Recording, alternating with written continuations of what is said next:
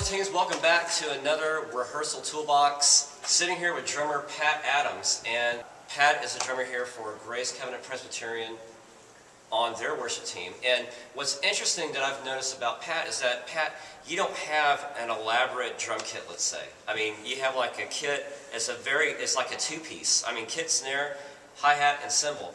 Most drummers, I mean, they bring the whole closet and the kitchen with them. Can you let our drummers know out there exactly why would you choose such a small set, and then how can you use this kit to sound bigger than what it really is?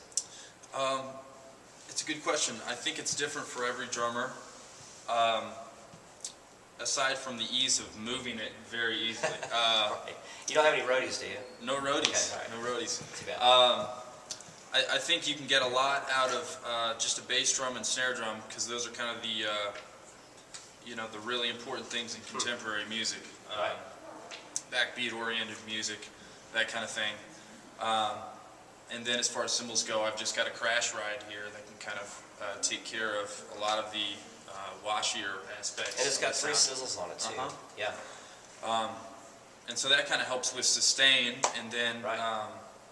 But yeah, for the rest of the sound, I generally use just a snare and bass drum, and let the room do a lot of the work. Now, can you talk about that? Because a lot of drummers like to use the whole house to power their kit. Mm-hmm. And in your case, you're talking about something that's completely countercultural. Mm-hmm. That has to do with texture and control of playing. Can you talk about that? Yeah, I think you can learn a lot about that side of playing by just keeping everything unamplified for a while without the aid of microphones on the drums, and learning to draw the sound out, because it is an acoustic instrument just like an acoustic guitar. Even if it is mic'd, I want the natural sound of the drums, and I want my sound coming through, so that the microphone just helps me a little bit. It doesn't boost my sound or change my sound. So what are some things that you can do on a kit that would help drummers understand that can give you a different sound without really doing too much? Does it come down to stick selection? Does it come down with playing style? Or both? Okay. I've got a bag full of different implements for different sounds. Playing with the snares on or the snares off sometimes. Mm-hmm. You can get a nice, really clean, resonant quality when the snares are off, kind of a really ethereal sound. Right.